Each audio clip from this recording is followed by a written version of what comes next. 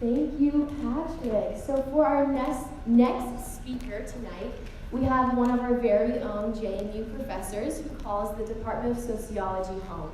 Tonight she'll be presenting her talk called Deleted Data, and here she is, Dr. Francesca Tripodi.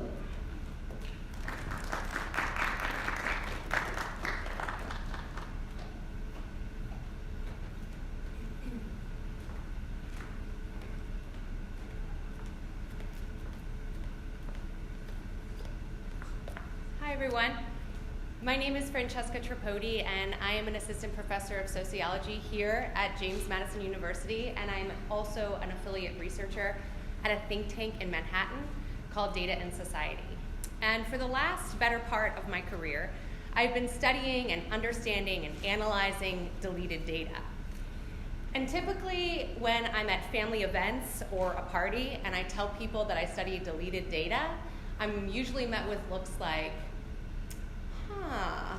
or, okay. And I get it, right? This idea of deleted data is contradictory to everything that we think is important in our society.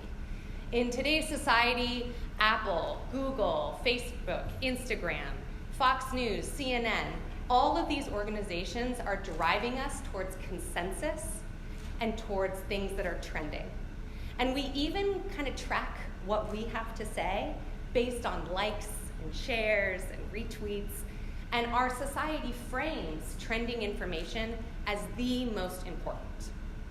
But what I want to argue tonight, and what I spend most of my career arguing, is that there is importance and value in studying things that are deleted. And that there's a really cool thing happening with big data analytics in that nothing goes away and we can study it. Now, I first figured out the importance of deleted data when I was analyzing this little app called Yik Yak. I don't know if anyone in this audience has heard of it. Yeah, there's like some chuckles. I mean, we're living in a digital media environment where entire apps get deleted, right? So there is this value in deleted data.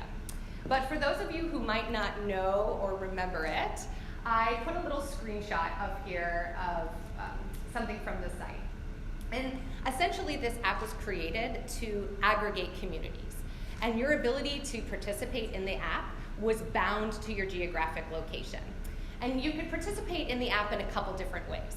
You could either post anything that was on your mind, and this was called a yak, right? But then the audience could actually engage with your yak, all right? So they could upvote it or downvote it, they could reply to it, and this became like an instant opinion poll as to whether or not what you had to say mattered.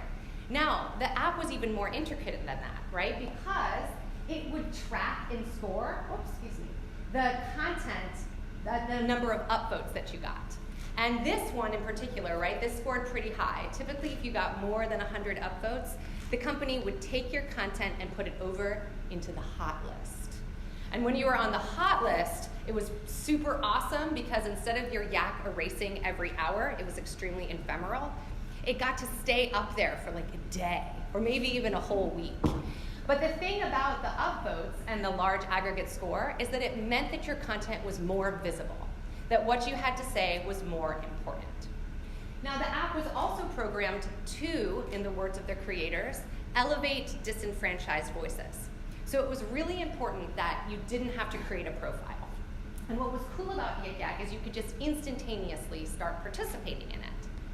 But the thing about it is that sometimes anonymous content can lead to cyberbullying, right? So the content creators made this algorithm where any content that scored more than a -5 cumulative score, right? So if instead of 150 it was -5, you were automatically deleted from the app. And that was important, the creators thought, because it allowed people to get rid of really horrible, unsavory content immediately.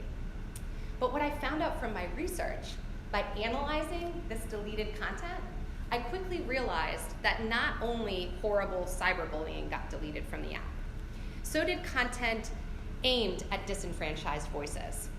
And I found this out in one of my interviews, where a woman was telling me that she was trying to organize a Black Lives Matter rally, and every time she put a yak up, it would get downvoted like it was cyberbullying, and it was automatically deleted from the site.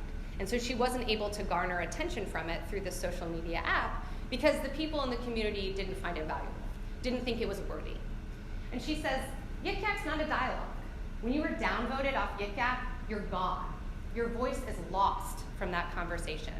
Your voice is literally erased from the conversation. And this interview got me wondering, what other kind of content gets deleted from Yik Yak? And it turns out a lot of stuff. So this is another example that I had from my ethnographic research where a woman from the campus that I studied posted a yak about how hard it was for her to find romantic partners because she was lesbian. Now, this sentiment got quickly downvoted, and before I could even capture the original post, it was deleted from the app. But something that I think is really telling is OP, which means original poster, said, why are people downvoting this though? To which someone responded, OP, that happens a lot when the post involves the LGBTQ community.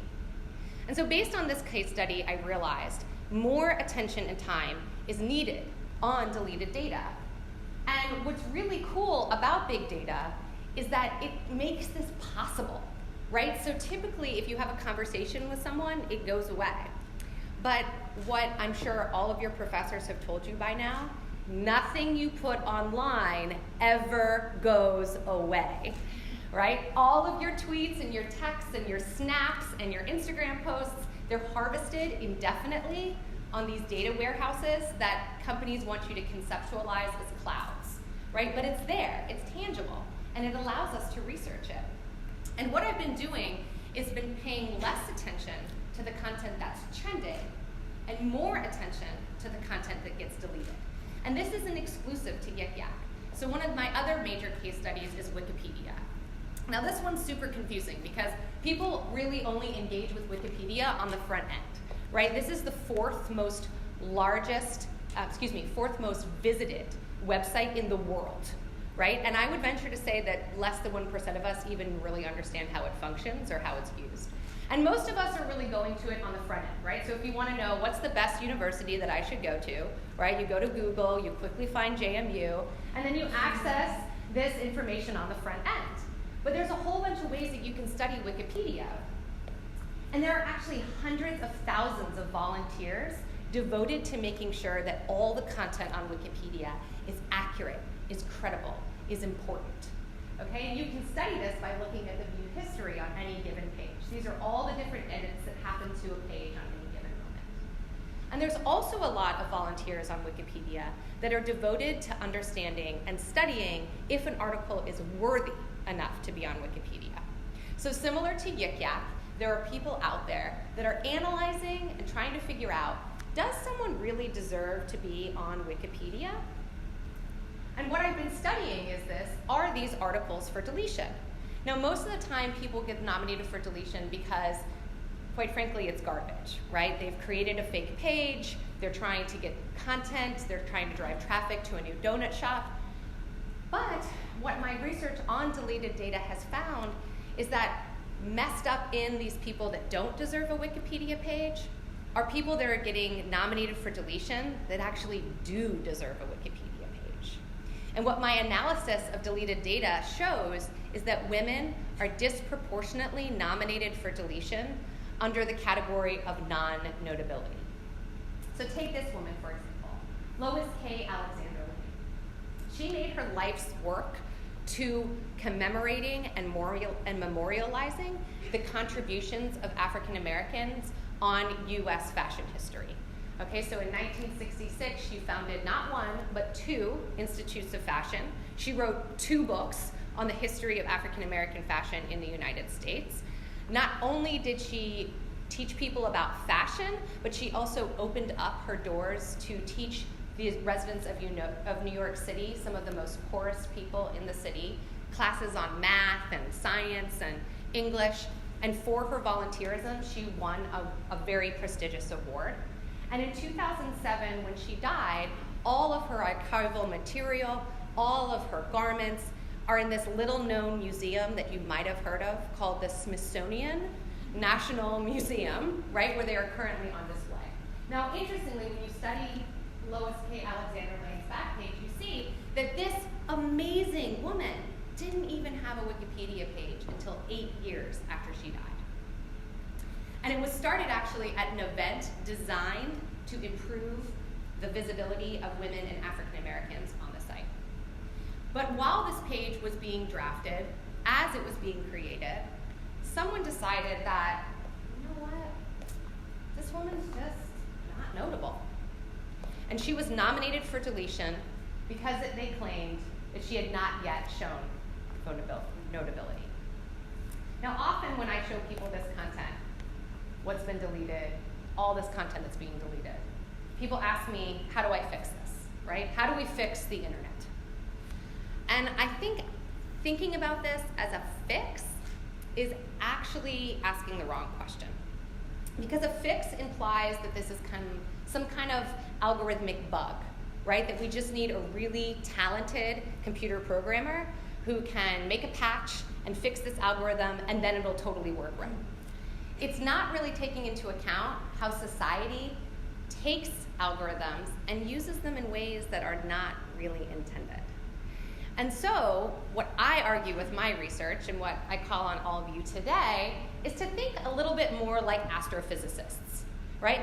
Embody your inner astrophysicist and start paying attention to these black hole data, right? Because just like astrophysicists that saw the importance of studying absence, I think all of us can see this importance of studying absence and better understand how these small changes that we can't see, we can't hear, cause ripple effects throughout our universe. And so by paying a little bit less attention to what's trending and a little bit more attention to content that's downvoted or deleted or just doesn't hold any traction at all, collectively, we can elevate and amplify the stories of the marginalized, whose perspectives and lives also matter. Thank you for your time.